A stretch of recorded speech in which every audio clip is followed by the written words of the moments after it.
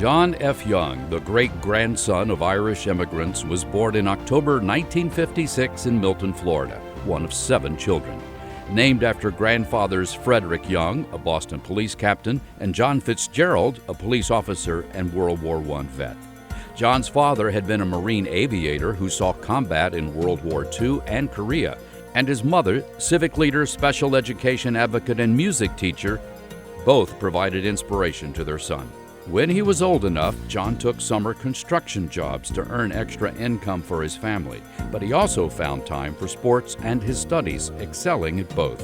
As an Irish Catholic in the Deep South in the 60s, John was deeply sensitive to discrimination against minorities and developed lifelong friendships among his teammates. At great personal risk, he became an outspoken advocate of racial equality in high school. After graduation, John sought an appointment to the U.S. Naval Academy, and with a combination of his leadership skills and work ethic, along with family and community support, he was appointed as part of the class of 1978, from Ellis Island to Annapolis in 3 generations. John chose Annapolis over scholarship offers from Stanford and Georgia Tech, determined to follow in his father's footsteps.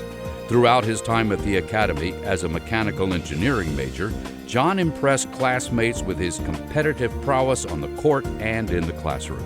The Lucky Bag noted, John had many friends and was one of the most popular midshipmen in the brigade. At flight school after graduation, John's dream of an aviation career ended because of a physical limitation. But once again, he overcame adversity. Joining the surface fleet, he was assigned to the USS Impervious. In less than 2 years, John went from DCA to chief engineer to executive officer of the ship. Along the way, in 1980, he earned the Atlantic Fleet Ship Handler of the Year award. More advancement followed. John was handpicked to be a plank owner of the USS Ticonderoga, the Navy's first Aegis cruiser. He was once again recognized with the Atlantic Fleet Ship Handler of the Year award. After his success in the Navy, John began a career in the private sector. Here, more success followed.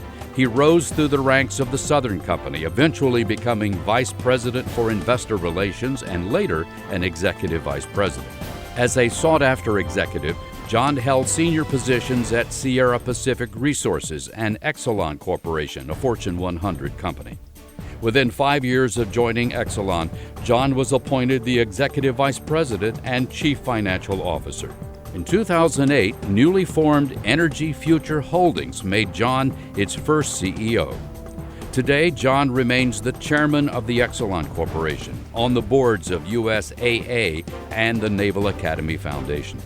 He has further supported the Academy by providing financial aid to young people who are interested in attending the Academy and has flown inner-city families to visit the Academy. His charitable participation includes Habitat for Humanity, MD Anderson Cancer Center, Women's Business Council, Learning Disabilities Associations, and churches. John lives in Dallas, Texas with sons Jack and Will. John lost the love of his life, his dear wife and partner Julie, in 2021. John says he has 2 most meaningful accomplishments: marrying Julie and adopting their 2 sons, and graduating from the U.S. Naval Academy.